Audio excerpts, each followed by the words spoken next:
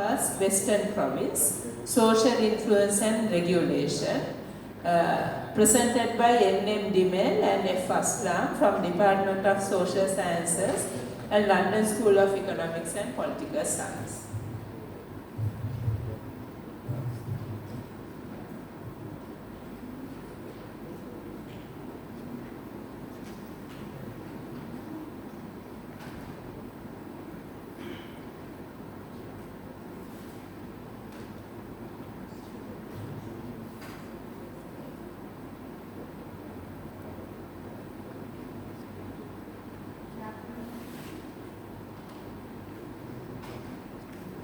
Good afternoon, everyone. It's an honor to be here presenting in front of you all at the second International Symposium on Drug-Related Studies.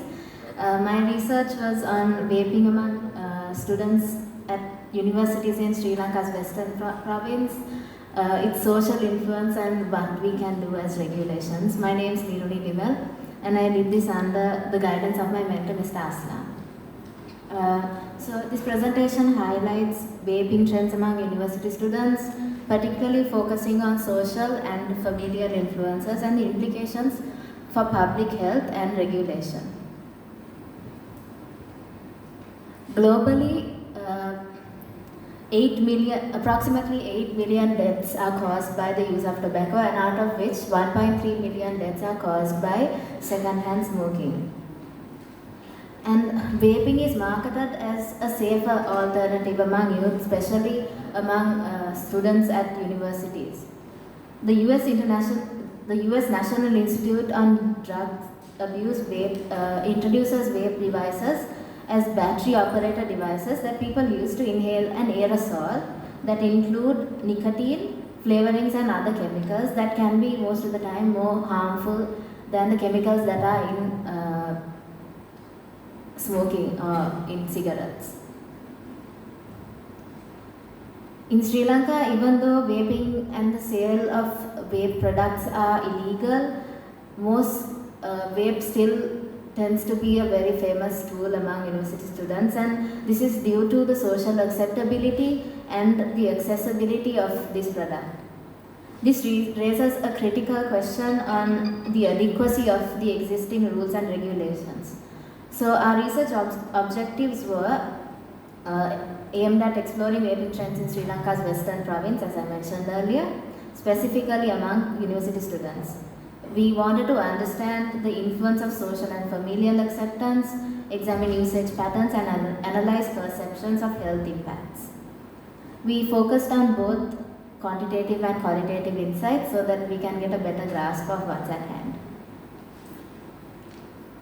We used a mixed methods approach and an online survey. We had 157 respondents who were between the ages of 16 to 27. And quantitative data captured relevance and usage patterns, while qualitative data captured people's perceptions on health and the motivations for the use of vape.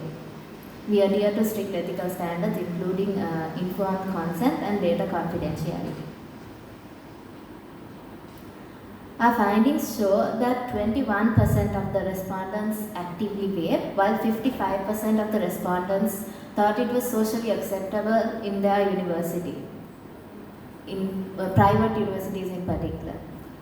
Peer influence was observed to be a stronger factor than familial influence, which is different to what we might think. And particularly, this was more prevalent among those who were below the age of 21. And that was like what was mentioned by the previous authors of abstracts, curiosity and the urge to try something new was what led around 45% of the respondents to try vaping. And it was also seen that 58% of those who do vape obtain their vapes at no cost, and 43% out of that 58% were under the age of 21. So these findings underscore how social dynamics contribute to the normalization of vaping among. These are images of two websites that I found on the internet. These are websites that provide these tools to Sri Lanka, and as you can see, they range from prices at like 4,500 to over 23,000 rupees. You can find, they have no age restrictions, so anybody can access it, and as you can see, it's freely available online. So accessibility remains a concern, and the fact that children have access to these because of their social networks despite their age restrictions is also a main concern. 37% noted that affordability plays a key role in obtaining and, as you saw earlier, spending ranges from 5,000 to over 15,000 rupees or more. So these trends suggest that vaping is often perceived as the lesser evil and compared to traditional smoking, despite evidence showing its significant health risks. Social acceptance and peer influence are driving factors, highlighting the need for targeted interventions. The absence of strong regulatory frameworks and enforcement exacerbates this issue, leaving young users vulnerable to early nicotine dependence. So, in conclusion, vaping among Sri Lanka's university students represent a growing public health concern with both social and regulatory dimensions. Addressing misconceptions and implementing stricter laws are essential to mitigate the risks associated with early exposure to nicotine. Moreover, public awareness campaigns are necessary in the university setting as well to reshape perception and reduce usage. So in closing, thank you for listening to my presentation, and I'd also like to extend my thanks to my mentor at Marvel Institute. Thank you. Thank you, Niruni. That was very interesting. It reinforces some of the things that we know are happening in the university setup and the private as well. I just wanted to ask you, because vaping, as you said, is now socially acceptable in that setting, and also that vaping as a smoking cessation aid is what the industry is putting out as the myth, that this is less harmful. We know it's not. So how would you recommend addressing that aspect? Because less harm does not mean no harm. In fact, just because it does not have tobacco or tar, but has nicotine, which is addictive, then we need to still stress. And a lot of chemicals, which now of course the other medical colleges are coming out and saying are carcinogenic.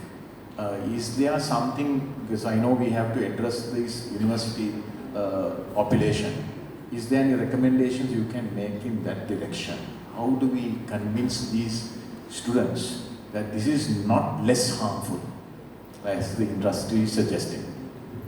I think recommending having very strict regulations, because we see in countries like Malaysia, they don't have any regulations, and vaping isn't illegal in those countries. So even manufacturers spread rumors saying that these are lesser harmful alternatives. But I think having very strict regulations in countries and really keeping track of websites that are freely available on the internet, available to those of all ages, would be somewhere you can start off.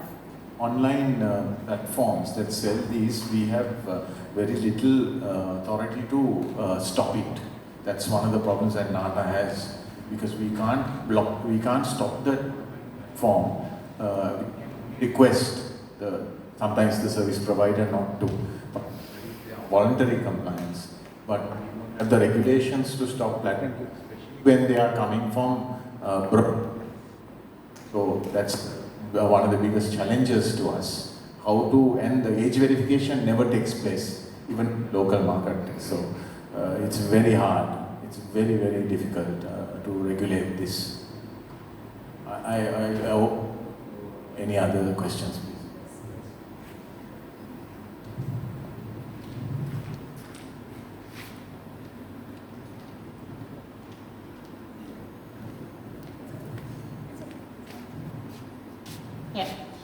Thank you for your interesting findings and the recommendation. I just want to know whether when you are selecting that your research area, that any special reason for universities in Western province?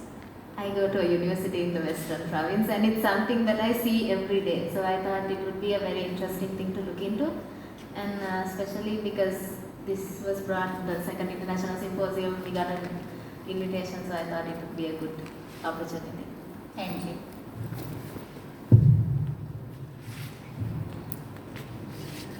Thank you very much for your presentation. It was so informative, and it was, I think, it's a rising crisis in the country, not only Sri Lanka but also all world.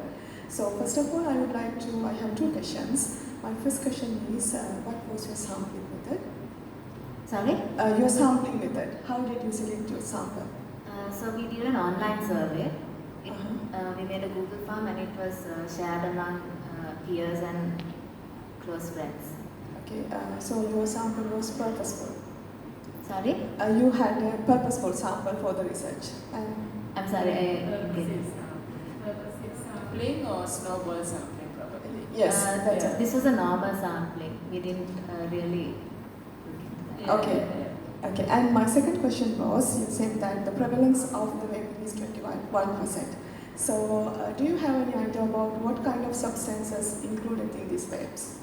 So you get a lot of flavorings, and of course nicotine is an option, but you also get things like weed, and most of them are available in what do you call it? You can change the cartridge to whatever flavoring you want. So you get flavorings, and they haven't really specified chemicals, but carbon monoxide flavorings, those are all there in vapes as well.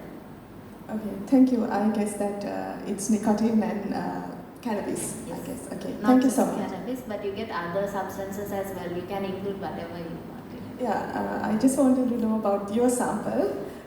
So, thank you. I got the answer. Thank you very much. Okay, thank you very much. We'll move to the next presentation. It's an